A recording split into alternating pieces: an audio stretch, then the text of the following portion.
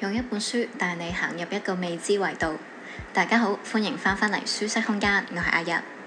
今日我想同大家分享嘅呢一本書呢，喺呢3-4年間長期霸佔咗暢銷書排行榜。佢就係叫做持續邁進 Just Keep Buying。我覺得呢一本書呢係特別適合分享俾一啲初級達人，啱啱開始接觸投資理財嘅新手，同埋想用最輕鬆最方便嘅方法去累積財富嘅聽眾。喺呢一本書入邊呢，作者佢會用數據去同你分析你應該幾時去入市，應該買邊一類型嘅 assets， 又或者係買樓定係租樓，喺呢一本書入邊都會有解答嘅。呢一本書佢係英文原版係2022年出版，中文呢就遲1年出版。咁喺我介紹過嘅書入邊都算新㗎啦，因為我上一本介紹嘅理財書或者係投資嘅書《有錢人想的和你不一樣》係20年前嘅書嚟㗎，所以呢一本書係相對新嘅。呢本書嘅作者叫做 Nick Maggiulli，佢係一個 data scientist 同埋財富管理專家。咁佢都好年輕有為，其實佢今年呢只係30幾歲嘅咋。咁佢係 Stanford 畢業嘅，讀經濟系。咁佢依家喺一間 wealth management 公司做營運總監。佢其實喺寫呢一本書之前呢，佢係由2017年開始係寫 blog 起家嘅。佢自己有一個網站 of$and-data.com， 你上網都可以 search 到嘅。咁佢喺呢一個網站入邊呢，持續咁樣喺度 post 一啲 blog 係關於投資理財，但係佢用佢嘅專長係用數據去分析。咁佢就一路咁樣 post 咗5年，咁直至到2022年佢就開始出版呢一本書啦。再近啲呢，舊年2025年佢出版咗另一本新書，叫做 The Wealth Ladder 階梯式致富。咁呢本書都係我嘅 to read list 入邊嘅，咁有機會再同大家分享。其實呢本書嘅重點呢，一句講晒，佢個書名已經總結咗，就係持續邁進。咁作者 Nick 喺書入邊呢，佢擅長用好多數據同你講，你究竟要幾時買，點樣買，儲幾多先至開始買。咁呢一本書我就會分成儲蓄同埋投資2大部分，同大家逐一拆解。第一部分，儲蓄，窮人儲錢，有錢人先投資。作者就咁講，好多人一聽到理財呢，其實係即刻諗應該點樣買股票，但係 Nick 一開始就同我哋講，其實窮人嘅重點應該擺喺儲錢 rather than 投資，而有錢人嘅重點先至應該放喺投資入邊。咁到底點樣界定窮定係有錢呢？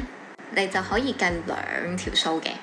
第一條就係你出年預計可以儲到幾多錢 expected savings， 而第二條數呢，就係你依家嘅投資預計可以增長到幾多 expected investment growth。 如果你嘅預計儲到嘅錢係多過你預計投資增長嘅錢，咁你嘅重點就應該擺喺點樣可以揾多啲錢嚟儲。如果你嘅投資增長係大過預期嘅儲到嘅錢，你先至應該花多啲時間去研究點樣去優化你嘅投資組合。作者就用自己嚟做例子啦，佢就講23歲嘅時候，佢當時戶口得$1000美金，但係呢，佢後尾1年就用咗幾百個鐘頭去研究資產配置。咁其實呢一個就係本末倒置，因為嗰$1000美金，就算佢賺到10%，其實都係得$100美金。佢話同朋友去食餐飯飲個酒就冇咗㗎啦。咁所以呢，對於一啲初期嘅人嚟講，增加收入係遠遠比起你優化投資配置係重要得多嘅。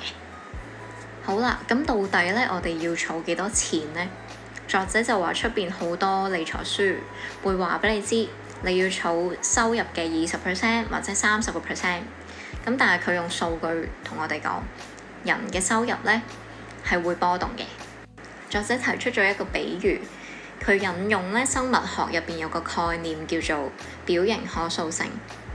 例如阿拉斯加嘅三文魚咁樣，當佢嘢食多嘅時候咧，佢個胃口就會變大；當嘢食少嘅時候咧，佢個消化道就會縮細。咁儲錢都一樣啦。作者就提出咧，要將你可以儲嘅錢儲低。當你收入高、開支少嘅時候咧，你就儲多啲啦。咁但係當你要換樓啊、生仔啊或者失業嘅時候，儲少啲或者唔儲錢，其實都冇問題嘅。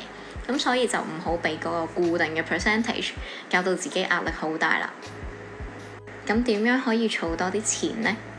作者喺呢一個位提出咗一個，我覺得係佢咁受歡迎嘅原因之一啦。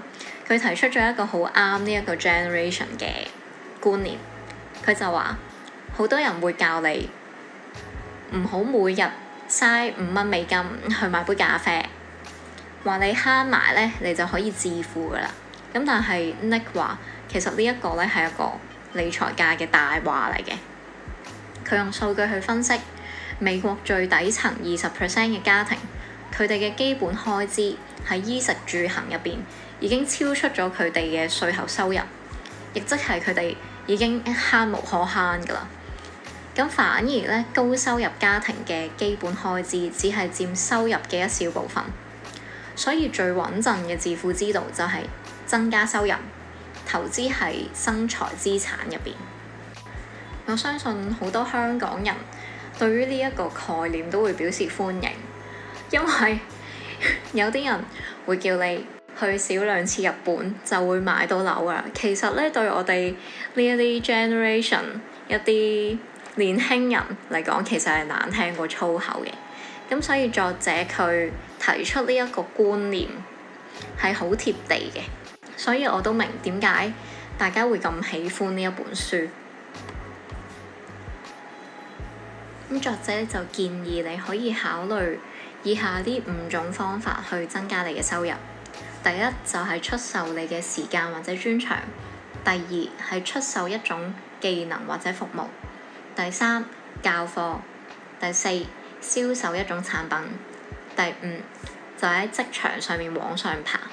呢5種方法咧，每一種方法都有利弊，但係佢哋都可以用嚟開始增加你嘅收入嘅。簡單啲嚟講啦，窮就打工啦。好啦，咁我哋打工儲錢之外呢，作者都好明白，其實一味叫人儲錢係好痛苦嘅。咁佢就提議咗有2個方法，令我哋可以冇罪疚感咁樣去使錢。咁第一個方法呢，就係2倍規則。當你想買一件奢侈品嘅時候，例如你用$3000去買一對名牌波鞋，咁同時咧，你就要攞$3000去投資喺生財資產入邊，或者係捐俾慈善機構。如果你唔願意出呢2倍錢咧，就代表其實你唔係咁想要嗰一樣嘢。而第二個咧就係滿足感最大化。作者就話唔好淨係一味追求快樂，而係要追求長期嘅滿足感。例如咧，如果一杯咖啡可以令到你嘅工作表現更加好，咁嗰一筆錢咧就係使得值得㗎啦。呢一個觀念令我諗起另一本書《Die with Zero》，我未同大家分享嘅，有機會再同大家分享。咁佢入邊提出一個概念都係好類似嘅，就係你應該係用錢去買一啲回憶同埋體驗。作者都有講到一個相似嘅概念，就係你嘅錢咧應該係用嚟做一種創造理想生活嘅工具嚟嘅。我自己都深感認同嘅，因為有陣時返工返得辛苦咧，你真係需要用錢去換一個旅行嘅體驗又好啦，一杯咖啡又好啦，即係一啲少少嘅獎勵啊，令到你心情好啲啊，令到你更加有動力去做嘢。錢冇唔見，錢係變咗你中意嘅形狀嘅啫。好啦，咁到咗關於買樓定係租樓呢一個問題呢，相信好多香港人都好關心。咁作者就用數據去指出買樓嘅一次性成本，包括佣金啦、印花稅啦，同埋佢持續嘅成本，例如維修、管理費，其實係好高嘅。咁長遠嚟講，喺美國嘅樓價扣除咗通貨膨脹之後嘅年回報率咧，係得0.6%，係遠低於股市嘅。咁但係作者就唔係叫你唔好買樓，而係諗清楚幾時買。當你有以下嘅條件咧，你先好諗買啦。咁首先就係你諗住喺嗰度住至少10年啦，然後你有穩定嘅生活同埋職業。咁最後咧就係你負擔得起。你首先要有20% 嘅首期，同埋你嘅債務收入比應該係43% 以下，你先至好諗買樓。我諗喺買樓呢一個 scenario 嚟講，美國同埋香港係有啲唔同嘅，咁大家可以參考下啦。好啦，咁當你賺到第一桶金嘅時候，就開始進入我哋嘅第二部分，要諗投資啦。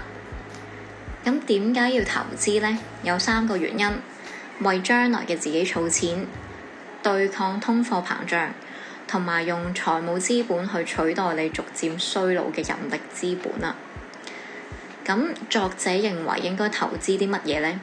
佢就建議應該要買生財資產 （income producing assets），即係可以為你帶嚟現金流嘅資產啦。例如股票，佢就話歷史實質年報率咧係6.8%嘅。債券就係用嚟穩定波動，雖然佢個回報低啦，但係喺大市崩盤嘅時候咧係可以保命嘅。跟住咧就係房地產信託基金 REITs， 唔使自己管理物業都可以賺到租金嘅回報。咁然後咧就係一啲農地啊、版稅啊、自己嘅產品等等。咁作者咧就強調唔好買個股啊，因為佢就舉咗一啲數據分析，75% 嘅專業基金經理人其實都跑輸咗大市。咁我哋呢啲普通嘅散戶咧，就更加之難揀中嗰啲4% 真正有回報嘅龍頭股。咁所以啊，作者就話買指數基金 ETF 先係最穩陣嘅做法。咁依家我哋知道要買啲咩啦，咁跟住落嚟我哋就問啦，究竟幾時買呢？係一次過買定係分批買呢？作者就先解釋一啲名詞，就係 buy now。buy now 即係將你而家可以投資嘅錢全部拎去投資，投資嘅金額係唔重要嘅，係即刻將所有全部可以投資嘅錢攞去投資。第二個咧就係平均投資 average in， 將你可以投資嘅錢拎嚟逐啲咁樣分批投資。咁點樣去逐漸分批投資呢？就由你嘅決定。最典型嘅方法就係喺一段時間入邊等量分批投資，例如喺12個月期間，每個月都投資一筆錢咁樣。Nick 佢就用咗數據去分析喺1997年至到2020年嘅數據期間，有76% 一次過入市嘅表現係好過分批入市嘅，即係 buy now 係好過你 average in 嘅。個原因好簡單，因為市場大部分嘅時間係向上升嘅，你遲一日買呢，通常就要俾貴啲嘅價錢啦。所以呢度作者就舉咗一個 point， 就係話你唔好諗啊，你依家即刻買，其實你有76% 會好過你分批買嘅。咁可能有啲人都仲會話唔係喎，依家太貴啦，我要等佢大市回落低啲先至買。咁作者呢又舉咗另外一個例子，另外一個數據去說服你唔使諗噶啦，即刻買。咁佢第二個例子係咩呢？佢就係假設你係上帝，知道每一次市場嘅最低位。如果你係採取逢低買進 buy the dip 嘅策略，即係攞住啲現金等佢大跌先嚟買，對比一個乜都唔識，每個月定額入市嘅凡人啦。咁結果顯示呢，喺70% 嘅時候，個上帝咧都係會輸咗俾個凡人。點解呢？就係因為當你揸住啲現金等佢大跌嘅時候，你就錯過咗股市上升嘅複利回報。所以佢又再一次話唔好等啦，你有錢咧就即刻買。Nick 佢引用咗 Charlie Munger 嘅説話，就係話如果你唔可以忍受一個世紀入邊會出現幾次50% 嘅跌幅，你係根本唔適合做股東嘅。咁波動咧就係投資嘅入場費嚟嘅。作者都分享咗佢喺2020年疫情最嚴重嘅時候，喺曼哈頓超市入邊見到賣花嘅小販，佢依然好如常咁樣整理啲鮮花。佢就領悟到其實呢個世界最終都係會復原。你就算咩冧檔、經濟大蕭條、金融風暴，其實最終一日都係會回復正常嘅。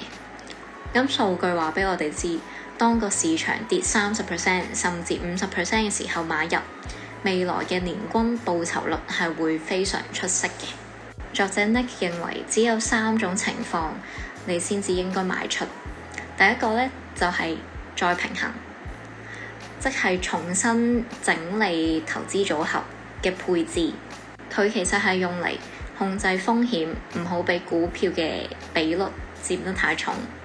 例如呢，你嘅目標配置係60% 美股同埋40% 嘅美債。咁當你過咗30年之後呢，佢可能會變咗絕大部分都係股票嚟嘅。咁所以你為咗控制風險，你就應該要時不時去做再平衡，去重新設置翻個配置啦。第二呢，就係擺脫集中部位。如果你嘅公司俾咗好多股票你就應該要賣翻啲出嚟分散風險。而第三個就係攞嚟使，就係支付一啲財務需要。咁佢就話錢呢，其實係攞嚟使嘅。如果你已經贏咗個比賽，你就應該要攞啲錢出嚟享受生活。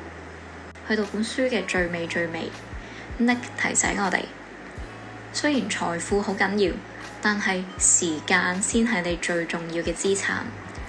因為時間係你唯一唔可以獲得更多嘅一啲資產，即係你永遠可以賺多啲錢，但係你永遠買唔返20歲或者30歲嘅時間。呢一本書我真心覺得好適合一啲啱啱開始學習投資嘅一啲朋友仔。佢呢一本書其實好簡單嘅一個概念，你一定帶得走嘅，就係依家買即時買，你唔使等個市跌，又或者係點。但係當個市跌呢，你就更加應該要買，同埋呢，你係要買 ETF。所以最簡單，你而家有一筆錢，即刻去買 ETF， 咁你就可以開始投資㗎喇。其實，如果你覺得依家嘅生活好難捱，又或者覺得自己對於投資無從入手呢，你記住 Nick 嗰一句説話。將你儲到嘅錢全部儲落嚟，然後 keep 住買 ，just keep buying， 咁就 OK 㗎啦。今日嘅分享就嚟到呢度，祝願你有美好嘅一日，我哋下次見，拜拜。